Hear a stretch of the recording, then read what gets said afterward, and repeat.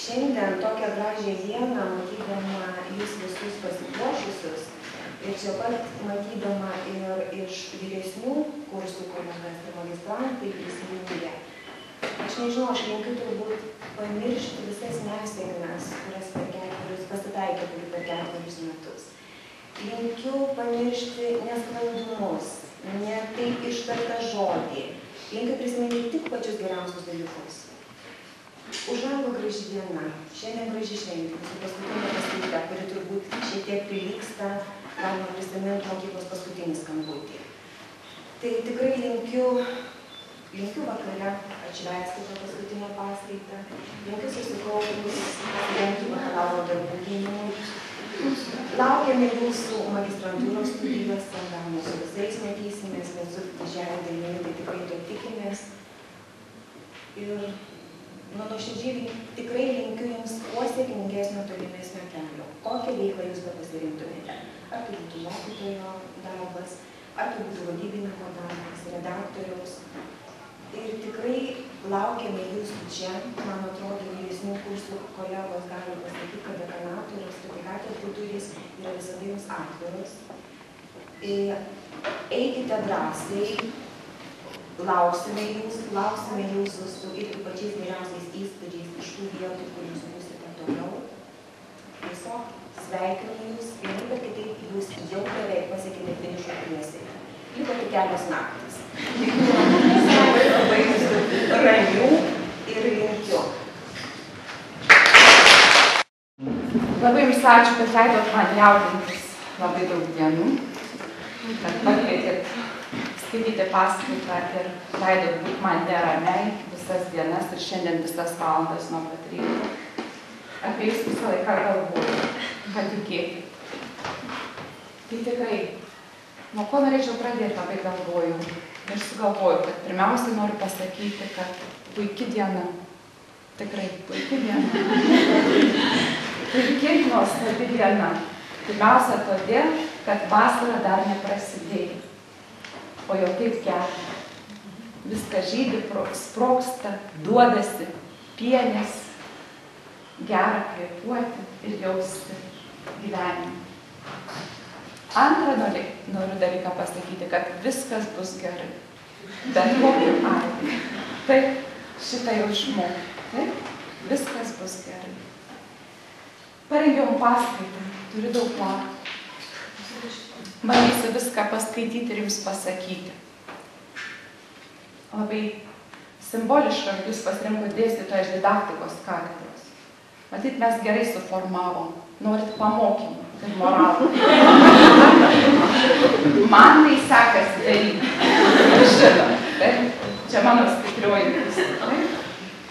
Taip ir gausite pamokymų ir moralų. Tikrai, nes tokios paskaitos esmę aš matau ir prasmę. Paskaitą suskirsčiau 3 dalis. Pirmoji dalis – ačiū jums. Antroji dalis – kalba, tauta, mokytoja. Ir trečioji dalis – laisvi pamokymai ir palinkėjimai. Bandysiu įvykdyti. Rėmiausi tam tikrą literatūrą. Pirmiausia, savo asmeninę patirtimį ir gyvenimą. Mama, dukra, visais artimaisiais, kuriuos myliu. Jūsų akimis ir tai, ką jaučiu ir matau gyvenime. Skaičiau labai daug Vydūną prieš jūs. Emanuelį Kantą, galbūt, kad važiuoti į Kaliningradą jūs visi. Nežinau.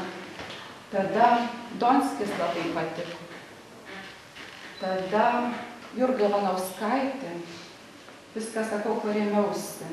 Slimas Gelu yra toks geras verslininkas, turintis didžiulę sėkmės istoriją. Viską tą sudėjau ir pabandysiu pasakyti, ką norėjau jums ir pasakyti. Tai ir pradedu. Tai pirmiausia noriu padėkoti, kad buvote, kad pasirinkote lietuvių kalbą ir mokytojo profesiją. Mokėtės iš profesorių, dėstytojų ir vienas iš kito. Ilgėjotės, nusivylėte ir vėl tikėjote.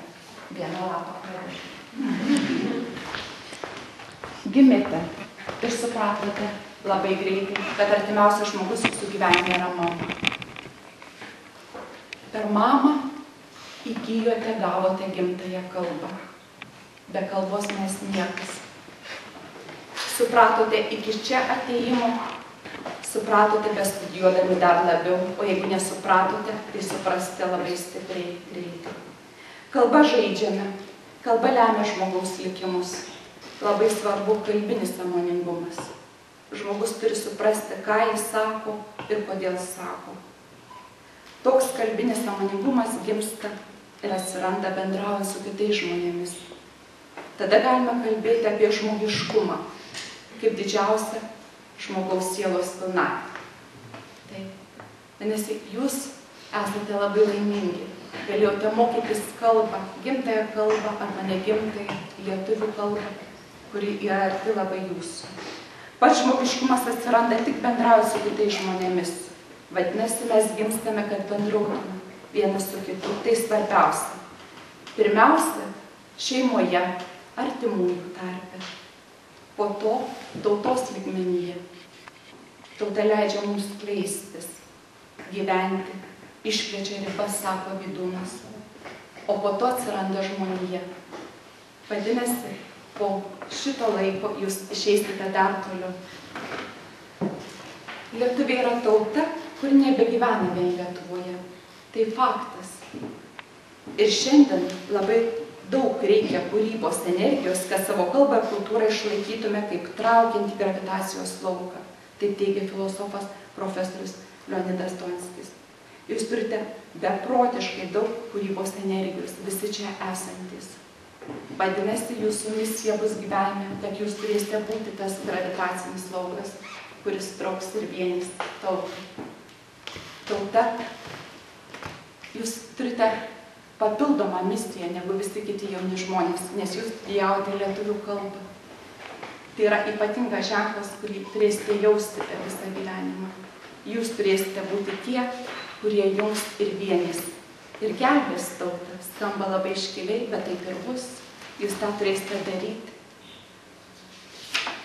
Taigi, Jums duotas šis uždavinys, nes gyvenimas, suprasite, nepaprasčiausiai duotas, kaip įprasta. Mums gyvenimas duotas. Ne, gyvenimas užduotas. Tikrai sakau, kaip didaktinis pamokymas. Taip, jūs turite užduoti gyvenimą ir jį turite įveikti. Taigi, jums duotas šita užduotis, kas padėtų tautai išlikti ir jums patiems išlikti. Pirmiausia, žinojimas savo istorijos. Žinoti ir išmanyti savo praeitį, senelių, tėvų yra didžiulis dvasinis aristokratiškumas. Kartais sakome, mes esame prasčiau, kažkaip tai yra ne tai. Jeigu jūs jau išmokote arba dar išmoksite, nepamirškite savo istorijos niekada. Taip atrasite, jeigu neatradote savą pasaulį. Ir atsakysite į klausimus, kodėl taip mąstau, kodėl toks esu, kas mane suformavo. Skaitėte ir analizavote senąją literatūrą, kaip savą istoriją ir praeitį. Ir nuo pat Donelaičio metų iki šiuolaikinės literatūros supratote, kad darbas žmogų išgano, kad dirbti moralinė pareiga, kad darbas palaiko žmogaus gyvybę ir tai yra šventa. Tai yra mūsų kultūroje ir tautoje. O šventumą suprantame tai, kas neginčytina. Vadinasi, aš kviečiu jūs dirbti. Taigi, gyvenimas yra sielos didėjimas, augimas per darbą. Būdama su jumis, mokydama jūs, supratau, kad jūs esate labai gražūs jauni žmonės. Ir norėčiau jums pasakyti, kad nepamirškite dirbti. Nes kartais jauni žmonės, kurdami save, labai susikoncentruoja savyje ir užsidaro. Jaunam žmogui duota matyti tik save arba labai daug savęs ir nematyti aplinkinių. Toks padidėjęs jautrumas gali nuvesti į tuštumą. Matote tą kartais gyvenime. Turite išmokti mylėti. Gyvenimas įėjimas į visumą. Gyventi turiu dėl kitų, tada įsilaisvinsiu. To nepamirškite. Jūs pasirinkote lituanisto kelią, todėl ir misijos jūsų svarbios. Lietuvą suvienyti. Rasti prasmę. Taip, jūs pajausite, keliaudami ten arba ten, į rytus arba vakarus, kad ten labai gera, kad ten gražūs muziejai, kad nuostabūs žmonės, kad viskas kitaip. Bet paskui vis tiek suprasite, kad susirenkame ir pajaučiame prasmę grįžę čia. Kodėl? Todėl, kad čia galite dalyvauti kultūrinėme gyvenime su savo kalba. Ir čia labiausiai būti savimi. Taigi, būnant čia jums teko didžiulė galimybė išmokti lietuvių kalbą, vieną gražiausių, archaiškiausių, kaip ir lotynų, hebrajų kalbos nuostabiai skambančią hegzametrą. Ne visos kalbos skamba hegzametrą, lietuvių skamba. Taigi, antroji dalis, jūs mokitės būti mokytoju.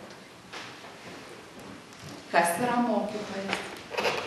Lituanistas. Aš taip sugalvoju. Mokytojas lituanistas yra moralinis pavyzdys, ugdytojas, kūrybiškumo puoselėtojas, ateities kūrėjas. Ir dar daugiau, universalus renesanso genijus. Ar tikrai? Mokiniai savo žiniomis, šiuolaikinių technologijų išmanymu, kelionėmis po pasaulį jau dabar pranoksta savo mokytojus. Mokytojas tyrėjas, kuris kelia klausimus ir drauge su mokiniu ieško atsakymų. Aš esu humanizmo šalininkė, Rodžerso principų gerbėja. Mokytojas mokymo proceso palengvintojas. Atvirumas patirčiai, jausmų refleksija, raiška, tai, kas man padeda dirbti su jumis ir su mokiniais, gal ir jums padėtų. Žinoma, sutikote ir sutiksite tokių mokinių, kurie nuolat reikalauja dėmesio, nori pirmauti, demonstruoti savo galią, bet iš esmės mes visi esame geri ir verti meilės. Nepakenk, svarbiausia. Mokytojas gali mėginti klasėje pasislėpti už vadovėlio ar kompiuterio ekrano, bet tiesioginis santykis su mokiniais iš karto apnuogina. Ir tu turi neišvengiamai susidurti su savo asmeninėmis stiprybėmis ir silpnybėmis, dorybėmis ir ydomis. Įsisąmoninti, kad esi žmogus ne futlere, bet žmogus procese. Reikia nuolat mokytis, keisti, atsinaujinti. Taigi, gyvenk, kalbėk, rašyk, gerbk, būk paprastas, naudingas ir išlik laisvas. Dirbk. Gerai atliktas darbas nėra vien tik atsakomybė pačiam savo ir visuomeniai. Tai taip pat yra emocinis poreikis. Pabaigoje mes netenkame visko.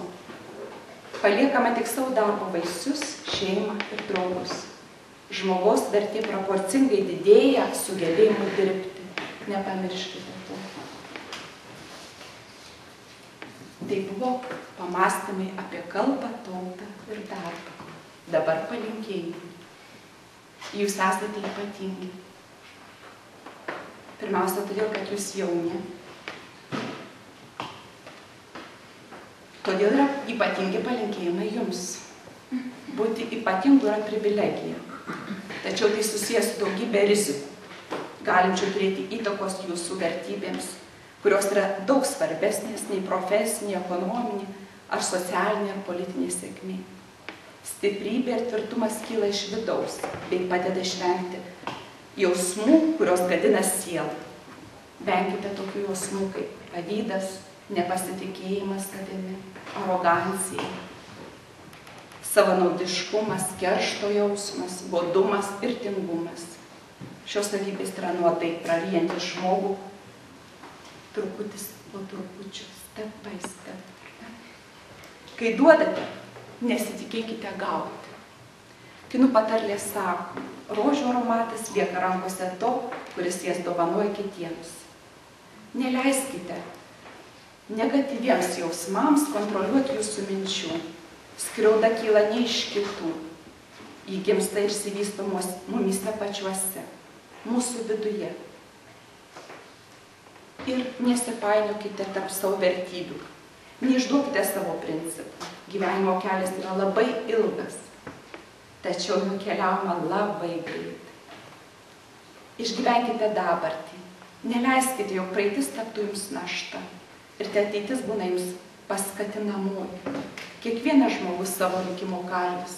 Girdėta 100 kartų, bet tai tiesa. Nepamirškite to.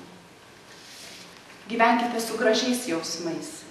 Meilė, draugystė, lojalumas, drąsa, džiaugsmas, humoro jausmas, entuziazmas, taika, romuma, kantrybė, pasitikėjimas, tolerancija. Išmintis ir atsakomybė. Venkite šitų žodžių antonimų. Ištremkite juos. Būkite su tais gražiais žodžiais, kuriuos pasakiau. Gyvenime laimės be pastangų nebūna. Ta irgi žinokite. Gyvenimas neduotas, bet užduotas. Kartuoju dar kartą. Jūs darysite klaidų. Daugybę kartų. Tai normalu. Ir žmogiška. Tačiau stenkitės jas supaprastinti. Tuomet priimkite jas, pasimokykite ir užmirškite. Nebūkite valdomi šių klaidų. Dangus ir pragaras yra mumyse. Patys vertingiausi dalykai gyvenime nieko nekainuoja. Formos, spalvos, garsai, kvapai. Jie gali mus žavėti, bet žavės tik tada, kai jūs būsite emociškai atsibudę. Gyvenkite be baimės ir kaltės jausmų. Baimė yra blogiausias jausmas, kurį žmonės gali turėti. Jis silpnina, mus slopina veiksmą, liūdina. Kaltė yra didžiulė našta mūsų gyvenime ir mąstymui mūsų. Kaltė ir baimė daro ir paverčia dabartį sudėtingą ir kliudo judėti į priekį. Norėdami atsikratyti jų, pripažinkite, kas esate. Realybė, nuopelnus, beširdgėlos. Ir galų gale kartais bijokite. Ir dažnai kartais arba ne kartais, dažnai arba visada. Ir bijokite žinti ko, bijokite įskaudinti artimą, užgauti, sužeisti. Baimė yra sudėtinga, jos reikia vengti, bet ir turėti. Buvimas užimtų pašalina įsiblaškymą ir problemas, o kai susidurime su naujomis problemomis, jos dingsta. Tai daro mus stipresnius kasdien. Turime pasimokyti iš nesėkmių, o sėkmės turi būti tylūs skatinamieji. Visuomet elkitės taip, kaip diktuoja jūsų sąžinė, nes ji niekada nemeluoja. Tuomet baimė ir kaltė bus minimali.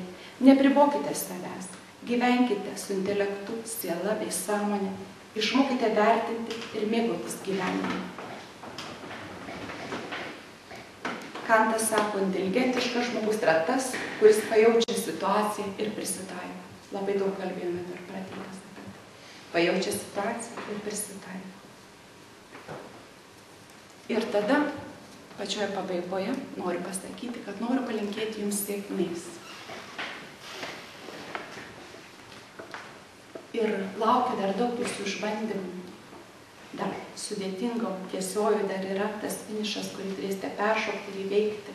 Ir tada visi sako sėkmės. Ir taip pat pamastykite, kas yra ta sėkmė. Sėkmė nebūtinai, kaip jūs vertina kiti, arba kad jūs kažką padarėte labai labai gerai, kad tai jau yra sėkmė, arba kad jūs pripažino ir tai yra sėkmė, nebūtinai. Galvokite apie tai, kad sėkmė yra jūsų santykis su jausmais ir jūsų siela. Vadinasi, svarbiausia užsiauginti savo sielą. Jūs esate dar tik pirminėme etape, kai jūsų siela pradėjo skleistis. Auginkit savo sielą, stiprinkit save ir sėkmė tikrai ateis.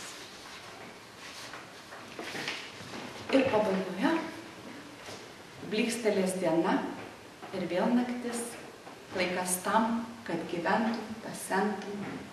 Godo neateis mergytė, čia visa mūsų gyvenimo esmė. Mes jo laukiam, o jis neateina. Viltis, jog jis ateis, yra mūsų gyvenimo variklis. Bet jis jau čia, jis kiekvieną akimirką gali ateiti pas mus. Jau kaip Ivanauskaitė. Myliu jūs labai, labai ačiū, kad buvote mano gyvenime. Jūs labai gražus, matau jūsų akis, tylus. Sėkmės jums begalinės.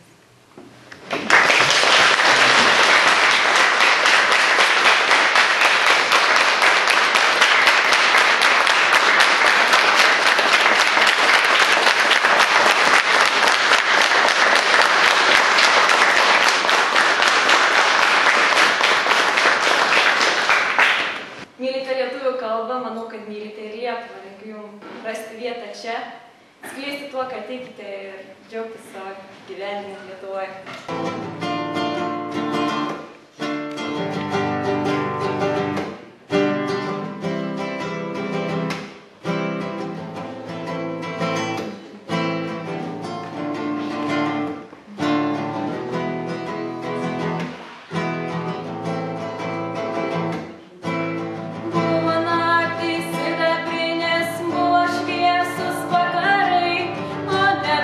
Čia nieks krūtinės sau išeidama.